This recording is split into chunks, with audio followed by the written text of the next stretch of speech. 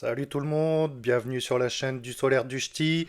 N'hésitez pas à aller voir mes vidéos, à vous abonner, à mettre un pouce en l'air, à partager à vos amis si le sujet vous intéresse. Ça parle surtout de l'environnement Victron, Fronius. Aussi, ça va parler de domotique, de Node-RED, parce qu'il y a Node-RED aussi intégré au système Serbo-GX Victron. Ici, tel que vous voyez, c'est l'application du portail VRM Victron, justement, sur laquelle on voit tout. Donc, vous voyez qu'ici, à cette heure-ci, 21h17, on ne produit plus rien. On est à 0 watts de production. On est à 0 watts au niveau entrée CA à gauche, entrée Enedis, parce que je suis off-grid en ce moment. Et donc, la maison entièrement est prise en charge par les batteries. On consomme actuellement 837 watts. Tel que vous voyez aussi, vous voyez que mes deux batteries sont parfaitement synchronisées au niveau du SOC. On a 94,4% sur la batterie 1 et la batterie 2. C'est géré avec un flux Node-RED, j'expliquerai plus tard. Et j'ai ça aussi à vous montrer, donc ça c'est justement la partie Node-RED, le dashboard 2.0 que j'ai mis au point. N'importe qui peut le faire, hein. Donc Node-RED est gratuit, intégré au Cerbo GX.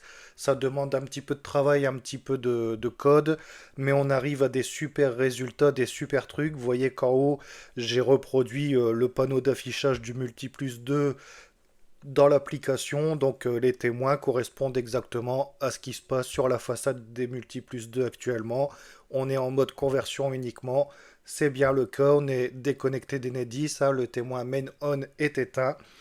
Au niveau du parc batterie, vous voyez, donc on est en négatif, moins 871 watts parce qu'on est en déchargement, hein, on alimente la maison actuellement uniquement sur les batteries. Les températures batterie 1, batterie 2, vous voyez que c'est très stable, hein, 22 degrés. Production, bah forcément on est à zéro, il fait noir. On tire 17 ampères en tout, donc on tire 8 ampères dans la batterie 1 et 10 ampères dans la batterie 2. Il y a toujours un décalage, hein, suivant la chimie des batteries, c'est normal, c'est jamais pile poil pareil. La console de la maison, j'ai également la console du Cerbo GX que je peux faire apparaître dans mon dashboard Node-RED. Et les boutons fonctionnent en tactile, hein, vous voyez. Donc ça c'est génial aussi.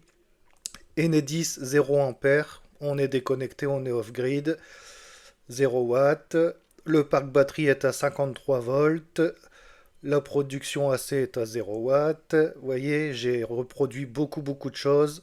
94,3% le SOC global. Voilà, production d'essai 0 watts, on ne produit plus à cette heure-ci. Et donc c'est une application qui reprend beaucoup de choses, hein.